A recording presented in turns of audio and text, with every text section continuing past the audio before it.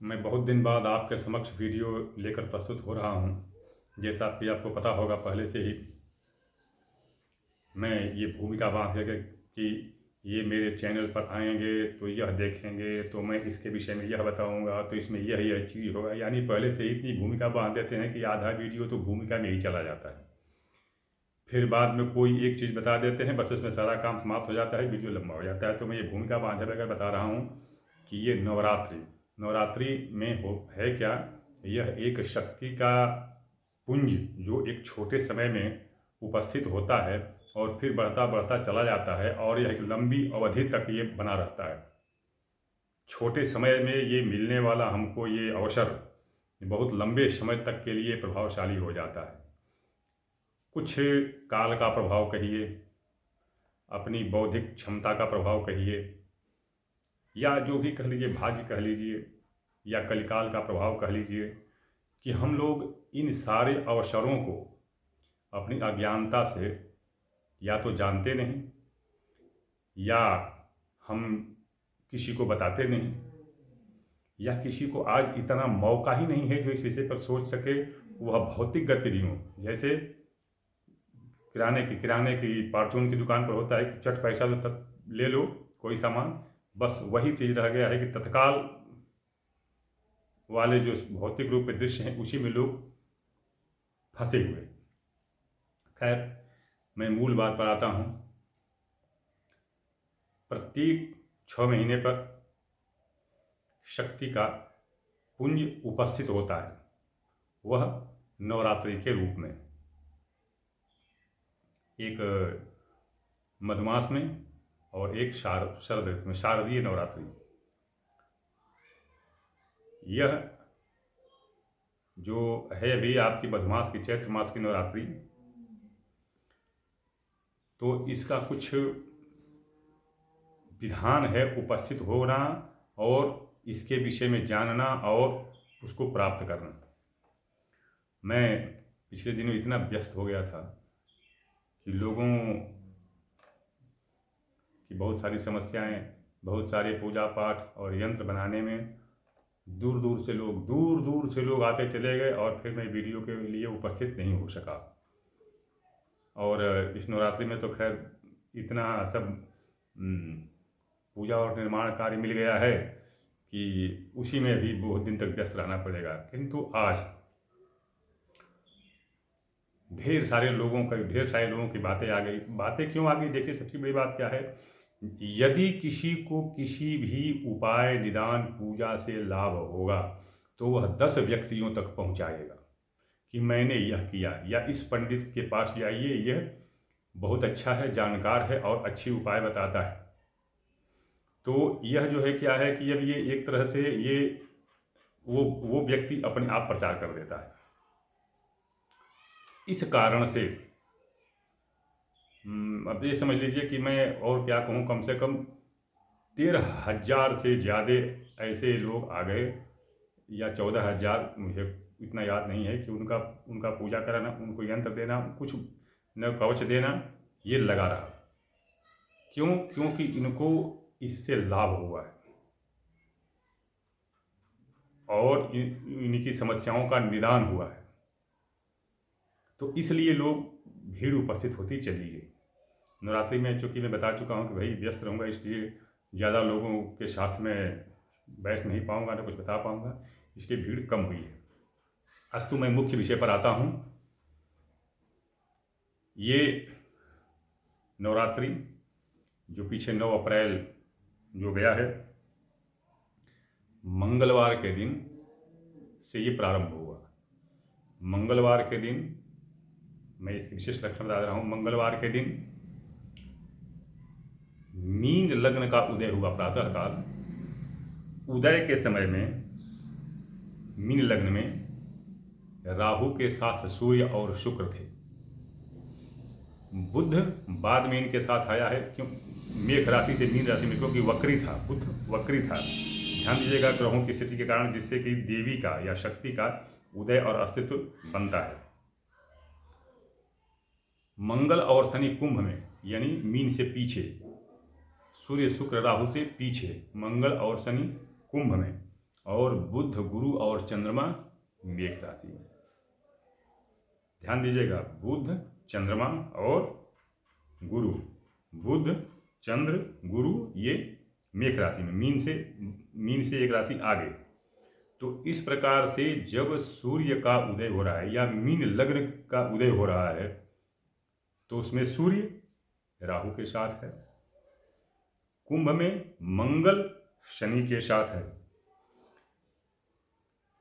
और आगे 3-4 दिन आगे बाद में मृगशिरा नक्षत्र में जब चंद्रमा अर्थात मिथुन राशि में चंद्रमा होता है तब मेघ संक्रांति हो रही है। अश्विनी नक्षत्र में सूर्य प्रवेश कर रहा है। अब ये देखिए, इससे स्पष्ट क्या होता है कि देवी का रूप क्या होगा, अर्थात शक्ति का रूप क्या होगा, वो 12 मुखी होंगी, 12 मुखी होंगी। और राहु तो वक्री होता ही है, तो वक्री राहु के साथ सूर्य की स्थिति के कारण इनका वाहन जो है श्रृंगाल, सियार होगा। गति इनकी क्या होगी, क्योंकि बुध इनके साथ नहीं है, वो वक्री रूप में है, तो गति इनकी क्या होगी, पश्चिम से दक्षिण, पश्चिम से दक्षिण इसी इनकी गति होगी। वास कहाँ होगा, इनका वास कहाँ होगा, अद्रिमूल, अदरक कहते हैं, अदरक में।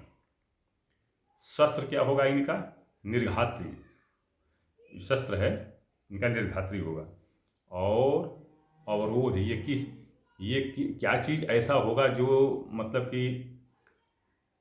इनका प्रभाव या इनका आशीर्वाद या इनका वरदान किस चीज़ में होगा जिससे हम अपनी समस्याओं का अवरोध कर सकें या पा सकें कुछ, तो वह होगा त्रिभद्रक।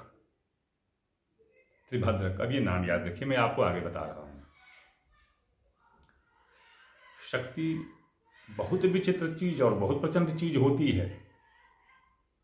अगर नियम पूर्वक इसे प्राप्त किया जाए तो निश्चित रूप से बहुत बड़ी समस्याओं का निदान हो सकता है। और मैं यह इसलिए, चूंकि ये शास्त्रों में तो बताया है, गया है, ऋषि मुनि बताए ही हैं,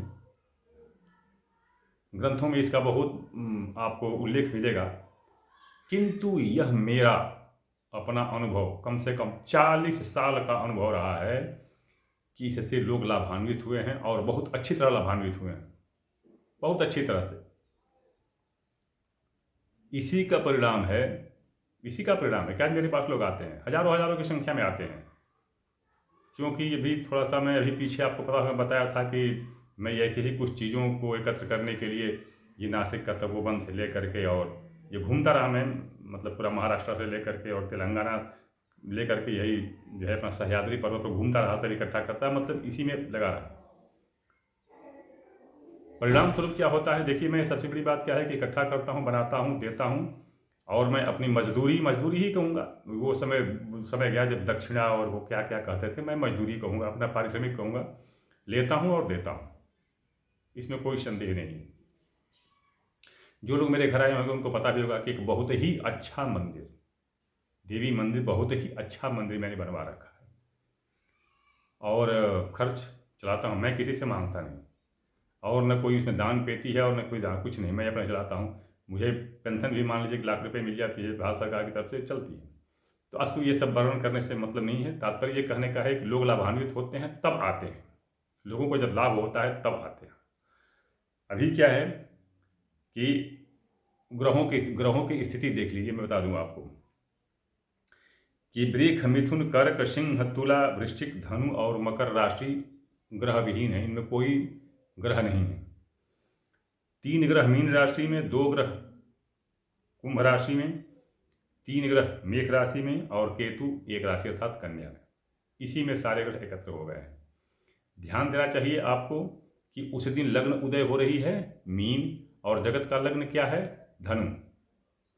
तो ये चतुर्थ भाव में ही राहु और सूर्य पड़े हुए हैं, तो चतुर्थ भाव मीन राशि में। तो ये दो इस तरह से देख लीजिए कि कुंभ, मतलब मकर, कुंभ और मीन राशि की 7.5 तो ऐसे ही चल रही है। मीन राशि में राहु ही बैठा हुआ है, जो मेष राशि से 12 में पड़ेगा।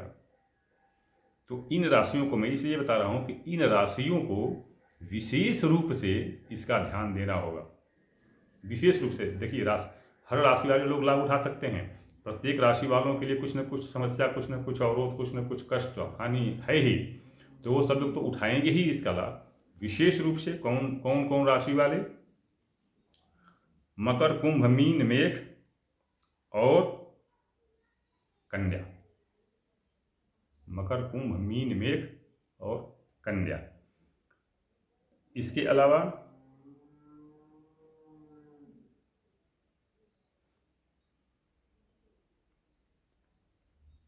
सिंह राशि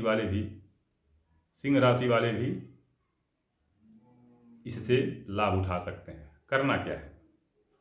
अब चूंकि आज तो विलंब हो गया है, मैं बताया आपसे कि विलंब हो गया है, नहीं तो ये प्रथम दिन से ही करना शुरू होता है। और ये त्रिभद्रक बना लेते हैं। त्रिभद्रक कैसे बनेगा? 2 चीज़ों पर बनेगा। या तो एक होता है वारूस, जिसको वर्ख दृक कहा गया है, संस्कृत में वर्ख दृक, लेकिन वारूस कहते हैं। और नहीं तो भद्राक्ष। 2 चीज़ों पर बनता है ये। देवी का 12 मुखी रूप बना करके या मूर्ति बना करके, अपने से हो तो अपने से बना करके, या कुशा की मूर्ति बना करके, कुशा और उड़द का आटा और बेसन, इनको मिला करके और अरंडी और नारियल के तेल में इसको लेई बना करके, पानी में नहीं, लेई बना करके, और फिर ये कुशा की मूर्ति बना लें। जैसे भी मतलब 12 मुखी होवे, 12 मुखी देवी का बनाते हैं। और जो प्रारंभिक पूजा जो है, क्या करते हैं, उसके जो फूल और ये धूप, दीप, अगरबत्ती, कपूर आदि जो भी है, उसको दिखा करके, मंत्र पढ़ करके दिखा करके, ये देवी पूजा में मिल जाता है, मंत्र पढ़ करके दिखा करके, और जो जल में इत्र आदि सुगंधित बना करके, गंगा जल और दूध डाल करके, और उसको लेकर के, और जो या तो वारुक हो या भद्राक्ष हो, जो सामने रखा होगा, उस पर ओम ह्राम ह्रीं ह्रूम भ्राम भ्रीं भ्रूम क्लां क्लीं क्लूं, ये देख लिए 3 हो ना, ह्राम ह्रीं ह्रूम भ्राम भ्रीं भ्रूम क्लां क्लीं क्लूं।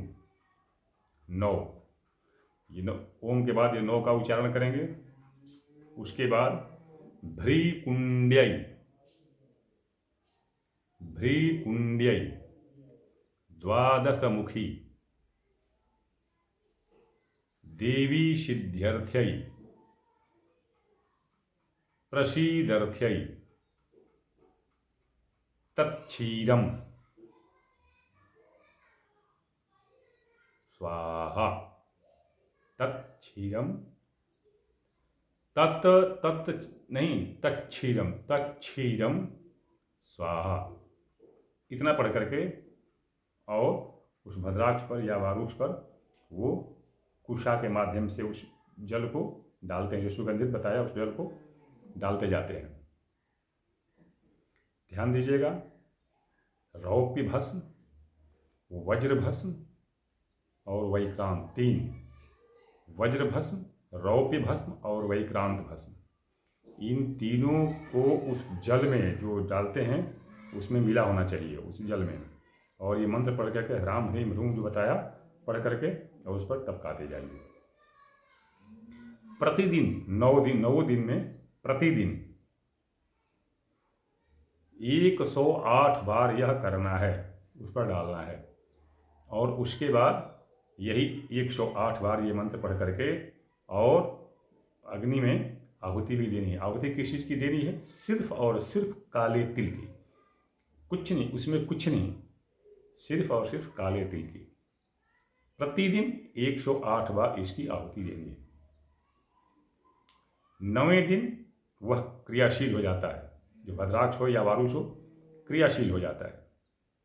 और उसका धारण ध्यान दीजिए, बताऊं, उसका धारण वज्र से भी ज़्यादा शक्तिशाली हो जाता है। लोगों को इससे लाभ हुआ है, मैं इसलिए बता रहा हूँ। देवी समुच्चय में तो बहुत बड़ी चीज़ बताई गई है, हुआ भी होगा। यह बहुत बड़ा बाण है, इसकी शक्ति की महिमा बड़ी अपरंपार बताई गई है और इसका प्रभाव भी बहुत अपरंपार बताया गया है। तो यह तो होता ही है। तो इससे अगर चाहें तो बड़े बड़े भय, बड़ी बड़ी हानि, बहुत कष्ट से मुक्ति मिल सकती है। मिली है लोगों को, बहुत लोगों को मिली है और मिलेगी भी, क्यों नहीं। यह देवी का प्रसाद है। इस पे देवी का प्रभाव मैं बताया कि ऐसे ऐसे तरह से आपको सब कुछ बता ही दिया मैंने कि देवी का यह रूप होगा, जो ग्रह नक्षत्र है उसके कारण से, और ये वाहन होगा इस तरह से। तो इन सब का जो है ना, ये प्रभाव इस तरह से अवरोधक के रूप में उपस्थित करके, और चाहे आदमी तो अपनी बड़ी बड़ी समस्याओं से मुक्ति पा सकता है।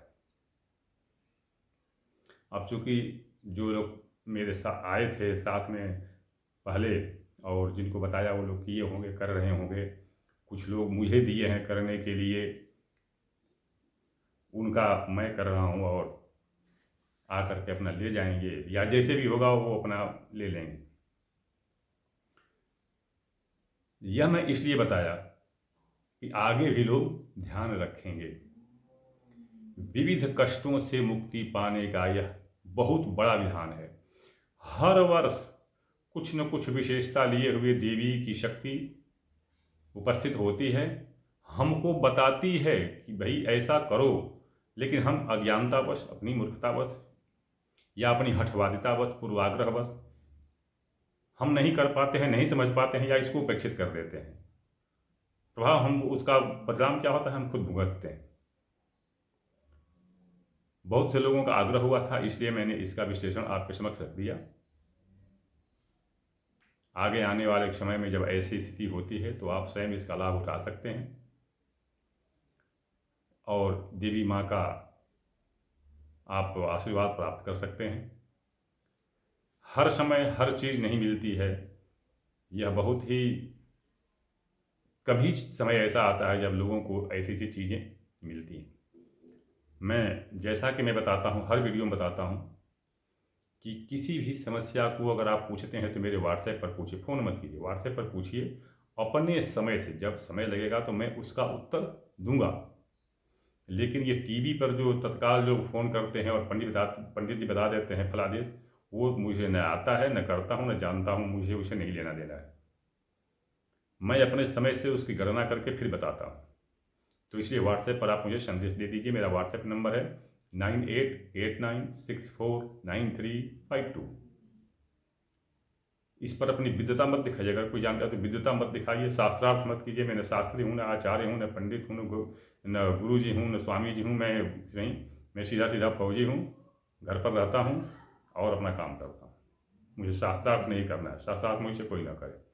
दूसरी बात कि जब तक मैं अपनी सेवा में था, तब तक सरकारी सेवा में था, तो मैं निःशुल्क सेवा करता था। अभी मैं शुल्क लेता हूँ और मुझे जहाँ तक ज्ञात है कि मेरा शुल्क सबसे ज़्यादा है, बहुत ज़्यादा है। तो इसलिए बहुत लोग नहीं दे पाते हैं, अस्तुक है जो नहीं दे पाते हैं। चलिए, तो इसलिए सब कुछ अगर आपको स्वीकार्य है, उचित लगे, वहन कर सकें, तो आप मुझे संदेश दीजिए, अन्यथा मुझसे संपर्क न करें, कोई लाभ नहीं होगा। अगली वीडियो की प्रतीक्षा कीजिए, मैं कुछ ही और विषय के साथ आपके समक्ष आऊँगा। लेकिन हो सकता है व्यस्तता के कारण, फिर क्योंकि बहुत सारा है काम, व्यस्तता के कारण मैं उपस्थित न हो सकूँ। लेकिन फिर भी मैं अगले वीडियो में कुछ और किसी विशेष बात के साथ उपस्थित होऊंगा। तब तक के लिए आप प्रतीक्षा करें।